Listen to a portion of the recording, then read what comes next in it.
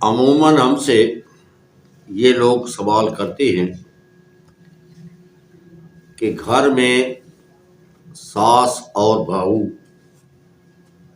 یا خامند کی جو بہن ہوتی ہے، ان کا آپس میں تنازع چلتا رہتا ہے۔ آخر اس کے لیے کوئی شرعی احکام تو ضرور ہوں گے، اس کے بارے میں ہمیں آگاہی کیجیے۔ یہ سوال تو بہت اہم ہے اور عموماً ایسا ہوتا ہی رہتا ہے۔ جب ساس یعنی بچے کی ماں، دولہا کی ماں اپنے بیٹے کی کسی جگہ پر نسبت کرتی ہے، منگنی رکھتی ہے، وہ جو بہو اس کی بننے والی ہے، یہ اپنے بیٹے کی بیوی جو بننے والی متوقع ہوتی ہے، اس کے بارے میں اس کے احساسات اور خیالات یہ ہوتے ہیں کہ وہ حوروں سے بھی زیادہ اس کو سمجھتی ہے کہ یہ کائنات میں ہے تو صرف یہی بچی ہے۔ ان کے ساتھ آنا جانا، پیار کرنا، بڑی محبت کے ساتھ وہ شادی کر کے گھر لاتی ہے۔ جب گھر وہ اس کی بہو آ جاتی ہے تو عموماً جو ہیں یہ تنازع چلنے شروع ہو جاتے ہیں۔ محترم، اس کی بنیادی وجہ یہ ہے کہ جو باہر سے آئی ہے وہ یہ کہتی ہے کہ اب تو یہ میرا گھر ہے، میں نے یہ گھر آباد کر چکا ہوں، یہ میرا خاوند ہے۔ یہ جو بوڑھی عورت ہے، اس کی ماں، اس کو ریٹائر ہو جانا چاہیے، اس کو ہمارے معاملے میں کسی قسم کا دخل نہیں دینا چاہیے۔ اور وہ جو ساس ہوتی ہے وہ یہ کہتی ہے کہ بیٹا میرا ہے، خاوند میرا ہے، گھر میرا ہے، میں گھر کی مالکہ ہوں۔ یہ کون ہے آ کر مجھے چیلنج کرنے والی، میرے حقوق پر ڈاکہ ڈالنے والی؟ اس کو تو نوکرانی کی حیثیت میں رہنا چاہیے۔ بہرحال بہو اور ساس کا تنازع حقیقت میں یہ ہوتا ہے کہ وہ کہتا ہے کہ وہ کہتی ہے کہ بوڑھی ریٹائر ہو جائے، اور یہ بوڑھی کہتی ہے کہ یہ نوکرانی ہو کر میرے سامنے آئے۔ بس اس وجہ سے بنیادی وجہ یہ ہوتی ہے۔ پھر کسی چیز کے پکانے میں یا گھر کی صفائی کرنے میں یا آنے جانے میں یا بات چیت کرنے میں یا کسی اور کرنے میں بہت بڑا ایک طوفان سا کھڑا ہو جاتا ہے، بہت بڑی چیز جو ہے نا اس میں ہو جاتی ہے۔ اگر وہ شرعی احکام کو مد نظر رکھے تو ساس کو چاہیے یہ جو بچی نوجوان آپ کے گھر آئی ہے، آپ کے بیٹے کے گھر آباد کرنے کے لیے، ایک نیا چیز آنے کے لیے، اپنے یہ عزیز و اقارب ماں باپ اور اپنے خاندان کو چھوڑ کر تیرے پاس آ گئی ہے، تو اس کو اپنی بیٹی کی حیثیت دے، اس کے ساتھ وہی تعلق قائم رکھ جو اپنی بیٹی کے ساتھ رکھتی ہے۔ اس پر خلاف شرع کوئی حکم نہ چلا، اور اس پر زیادتی نہ کرے، اور اس پر یہ بات نہ کرے، اس کو نوکرانی نہ سمجھے۔ وہ تیری نوکرانی نہیں ہے بلکہ تیری بیٹی کی حیثیت سے ہے۔ اور جو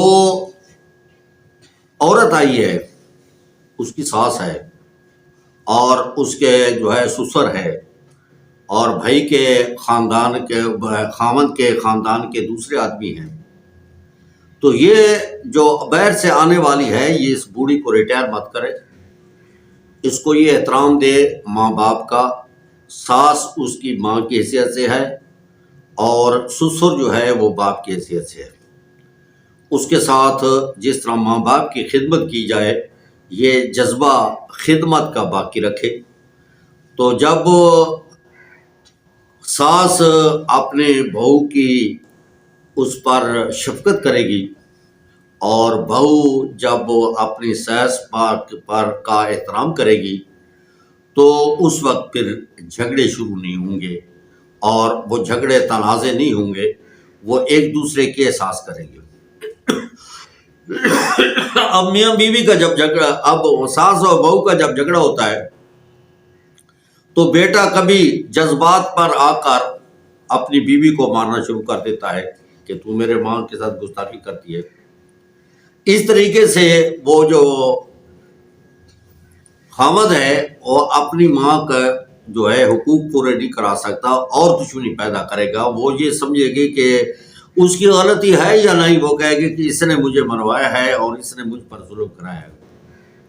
اور کبھی کبھی یہ ہوتا ہے کہ وہ بیوی کا ساتھ دے کر ماں کی گستاخی کر دیتا ہے۔ اس کو چاہیے کہ دونوں کے حقوق کا خیال رکھے، اپنی ماں کا احترام باقی رکھے، اور بیوی کو علیحدہ سمجھائے، اور وہ یہ کہے کہ اگر تو چاہتی ہے کہ تیرے خاندان کی میں عزت کروں، تیری ماں کی، یعنی مرد اپنی ساس کی، سسر کی، اور اپنے برادر نسبت کی سالوں کی، یا اپنی بیوی کے بہنوں کی وہ قابل احترام کرے، تو وہ اس کو سمجھائے کہ تو بھی میرے خاندان کی عزت کر۔ وہ بھی اگر میاں عورت کے خاندان کی عزت نہیں کرتا تو وہ کبھی بھی یہ نہ سمجھے کہ میری بیوی میرے خاندان کی عزت کرے گی۔ اگر اپنے ماں باپ کی عزت کرانا چاہتا ہے تو چاہیے کہ اس کے خاندان کی بھی شریعت کے حدود کے اندر رہتے ہوئے یہ دونوں کا احترام کریں۔ قرآن مجید میں سورہ بقرہ میں آیا ہے کہ گھریلو مسائل ہیں کہ نکاح کے اور طلاق کے اور غیر رہنے والوں کے دودھ پلانے کے، اور یہ بہت سے مسائل آئے ہیں۔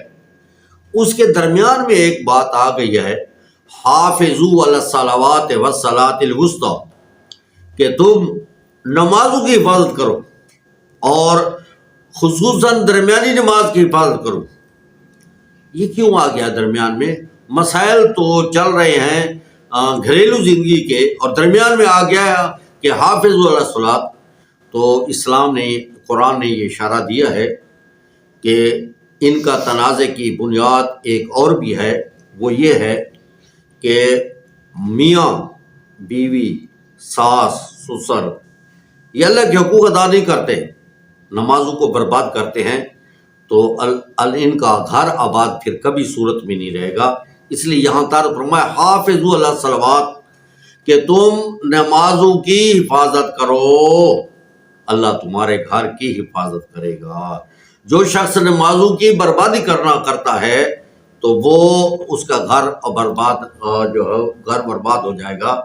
یہ اس کا علاج یہ تجویز کرتے ہیں کہ کسی جادوگر کے پاس، کسی تویزی کے پاس، کسی اس کے پاس جاتے ہیں کہ اس کو تویز ہو گئے ہیں، اس پر جنات ہو گئے ہیں، اس پر فلاں ہو گئے ہیں، اور گھر کی بربادی کا سبب بنتے چل جاتے ہیں، اور مال بھی برباد ہو جاتا ہے۔